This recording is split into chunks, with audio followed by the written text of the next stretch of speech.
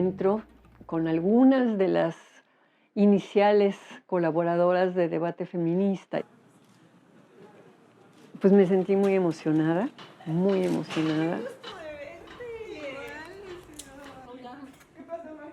El regalo es esta reunión, después de 35 años, decir que el Centro de Investigaciones y Estudios de Género, que ahora es la Casa de Debate Feminista, quiere hacer un video con algunas de las figuras pues, que han estado desde el mero principio y otras que llegaron después, pero que son parte fundamental de la revista.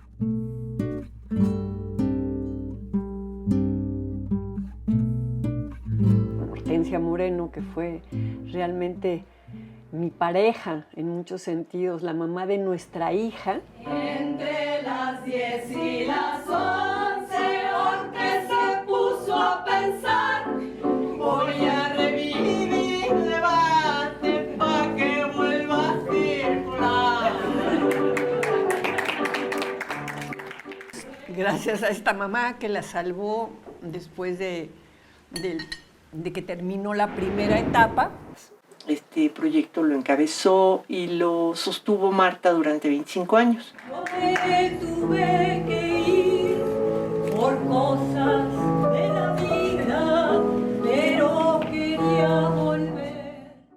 En 1990 tenía yo 43 años cuando sale Debate Feminista y venía de la experiencia de la revista FEM y del fracaso de Doble Jornada, y sí yo dije, es que hay que hacer una revista intelectual, política, en donde podamos tener el espacio para escribir lo que queramos, donde escriban los hombres también, las cabezas, es el pensamiento, no es el cuerpo, sino el pensamiento que queremos mostrar, que haya traducciones, que la gente se entere de lo que se está pensando en otras partes del mundo.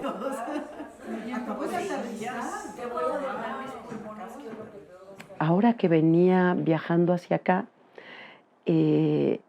releí la introducción del número 1 de Debate Feminista y pensaba, ¿qué cambiaríamos ahora? ¿No?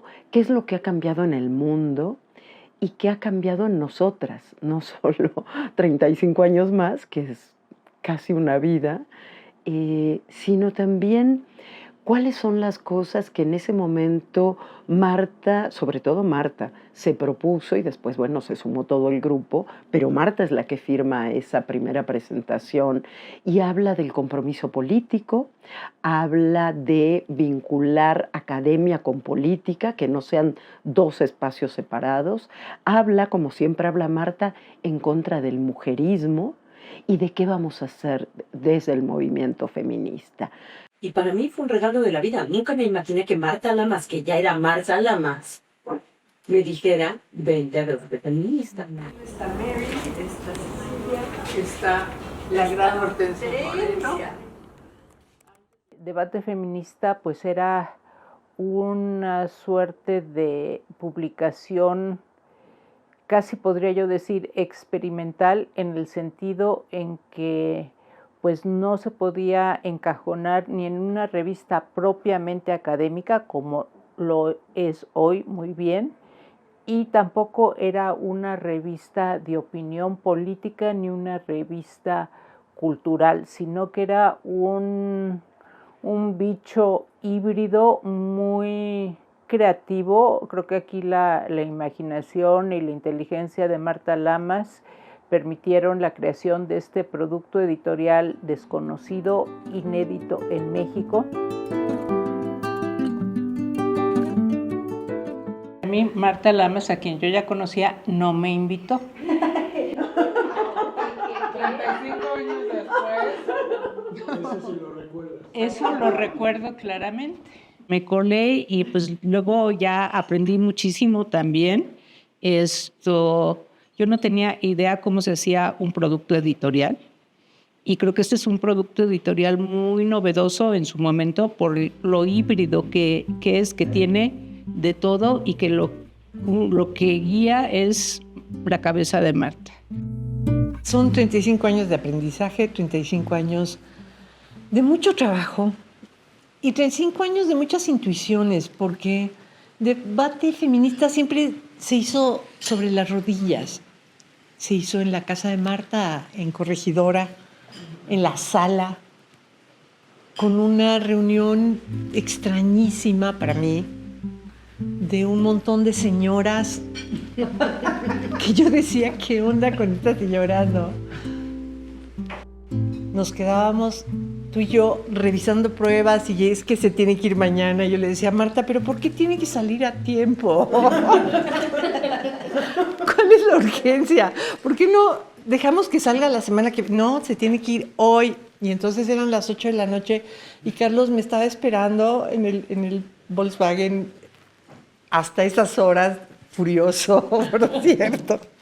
Y yo, pues no me puedo ir hasta que acabemos, porque no podía yo dejar a Marta. Hola. ¿Estoy? Estamos. Estamos.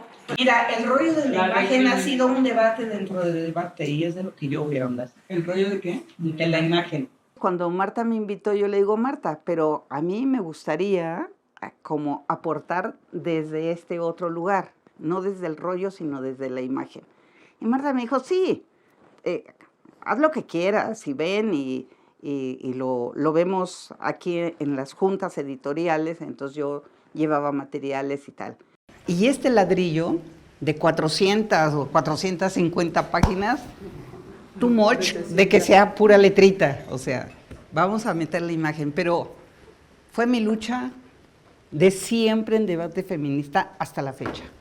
Pero afortunadamente tenemos a Carlos Aguirre, que hizo unas portadas increíbles y entonces, ni modo, me tuve que conformar a que entre Carlos y yo aportábamos a la revista como toda esta parte visual. El que hizo las portadas durante 25 años, los primeros 50 números. Feminista. Sí, nuestro token man, nuestra cuota de hombre en la revista. Era pequeñísima. solamente imágenes. Sí. Y era un reto porque lo lógico hubiera sido en ese momento que todas las portadas las hiciera una mujer. Entonces eso me lo planteó Marta y dije, ah, caray, entro. ¿Te cambió el feminismo en algo, Carlos? No lo sé, honestamente. No, fue una etapa muy padre porque fue una confrontación. De hecho, al principio yo te di nombres de personas que podían hacer la portada porque era lo normal, pero no le usaron a Marta. Entonces dije, puta, lo tengo que hacer yo.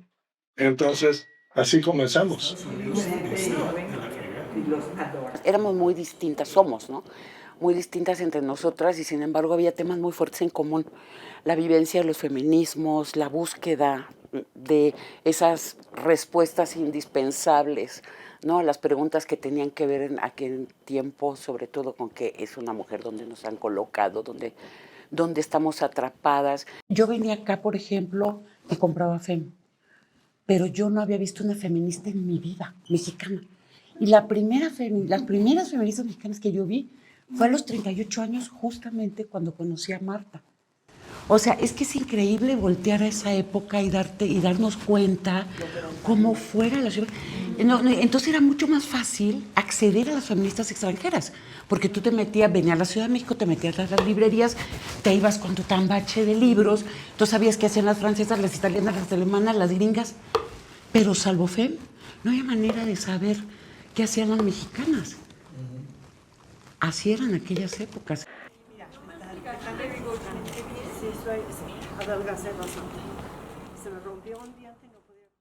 Creo que Debate Feminista recogió más que nada cuestiones que tenían que ver con la revista FEM y quizás la dimensión a veces como juguetona o lúdico de la revuelta, ¿no?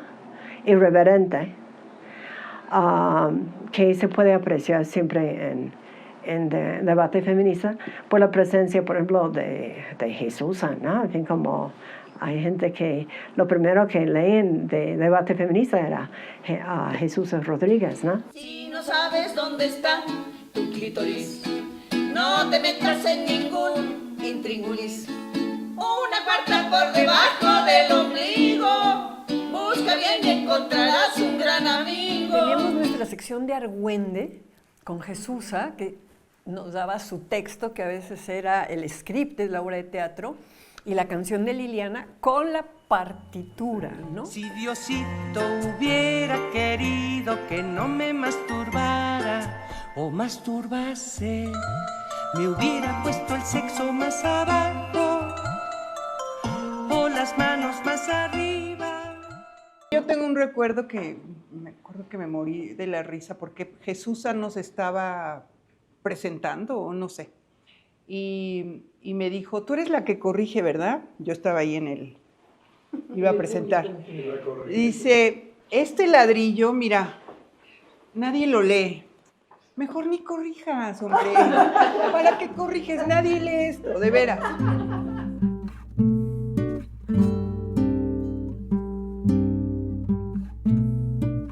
Pero después ya se fue, digamos, profesionalizando, por decirlo así, la revista, ¿no? Ya había un equipo, había una administradora, había a Lina que formaba y que se ocupaba de la imprenta y las pruebas y demás. Entonces, sí teníamos muy claro. Y yo como jefa de redacción, aunque tú me decías que eras secretaria de redacción, pero yo, jefa de redacción, me gustaba más. Le decía a Paula que yo era la única persona del departamento de redacción, entonces, Eras ¿no? tu propia jefa.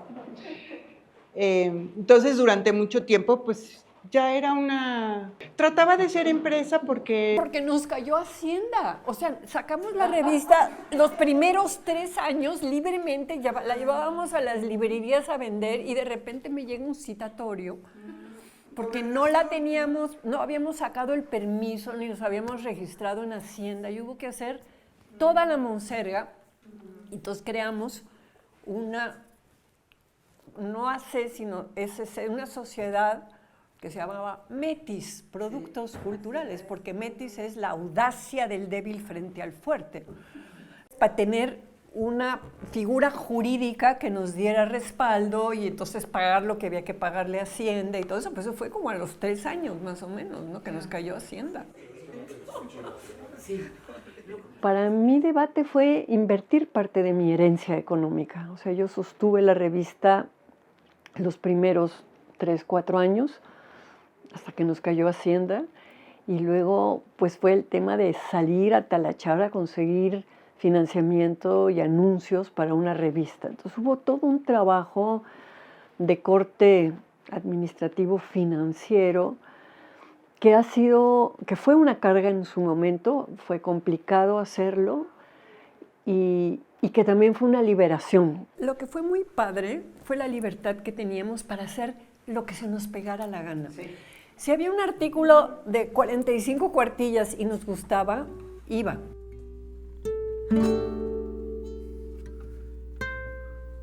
Y no se nos ocurría que hay que pedir permiso porque existe una cosa horrible que se llama los derechos de autor, que solamente le da ganancias a las empresas editoriales, en fin, pero bueno, el anarquismo sigue rampante.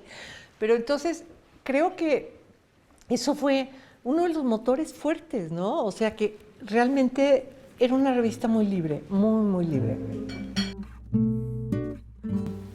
Mi activismo feminista es debate feminista. Yo no tengo otro activismo, yo no tengo otra posibilidad. Digo, soy profesora y siempre estoy chingando a mis estudiantes con el feminismo, pero realmente lo que va a quedar es eso.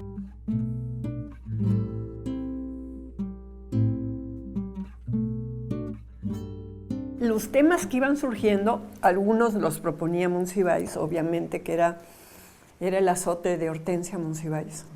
No solo de Hortensia, de varias. No, pero de Hortensia en especial, porque cuando ya teníamos cerrada la revista, se mandaban las galeras, él decía, quiero ver mi artículo formado. Y ya formado, cuenta lo que pasaba. No, pues lo corregía y seguía corrigiendo.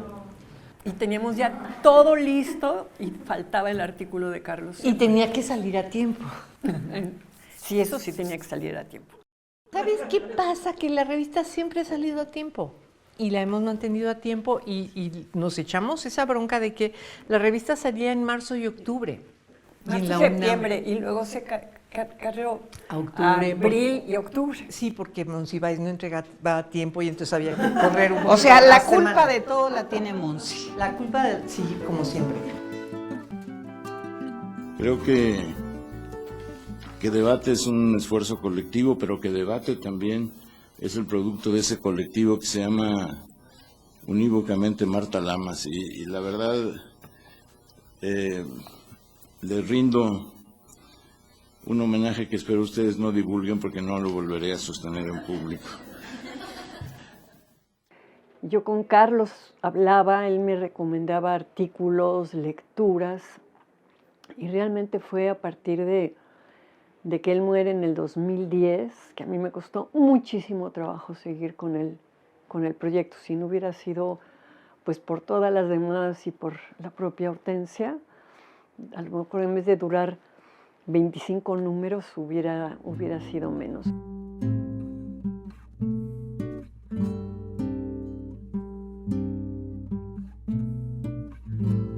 Cuando Marta dijo, yo ya en el volumen 50 me estaciono, el Centro de Investigaciones y Estudios de Género, que en ese momento todavía era el PUEG, el programa, lo adoptó. Para que tú al leer encuentres cosas nuevas y no sea como ayer. Ahora es de academia, se te olvidaba que ahora soy distinta. Hortensia es mi mamá. Y el juez mi papá. Ay, sí, te conozco. Cuando llegué al CIEG como investigadora, me encontré con la enorme sorpresa de que esa revista que yo había visto años atrás era editada ya por la UNAM. Sin preocuparte del bandolero, que por tus sueños, dulce y sonriente, hacemos arte callejero. El violador eres tú.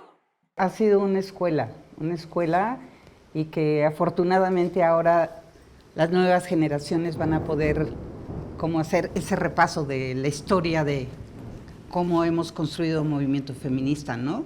En México y en América Latina. De cara al futuro, los retos que enfrenta Debate Feminista tienen que ver por un lado con la digitalización de sus contenidos, que ya está muy avanzada, que hay una página, que todos nuestros contenidos también están ahí, que hay publicación adelantada, pero yo creo que eso también supone nuevos retos de difusión, ¿no? Y por otro lado, yo también creo que hay un reto que tiene que ver con el campo de conocimiento en sí mismo, en épocas donde suele haber al final del día muchas resistencias y mucho rechazo a los temas relacionados con feminismos y género.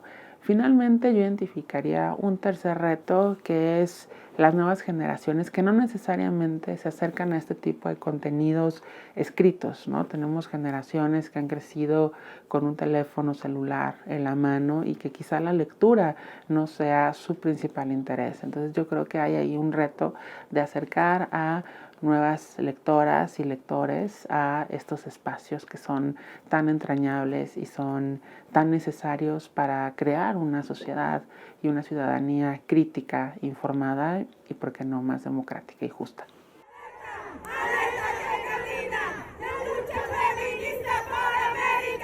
Cosas heterodoxas, arte, cultura, pensamiento, imaginación, ficción, todas esas cosas. La tradición feminista, la tradición política y la tradición intelectual del feminismo necesita un espacio como Debate Feminista.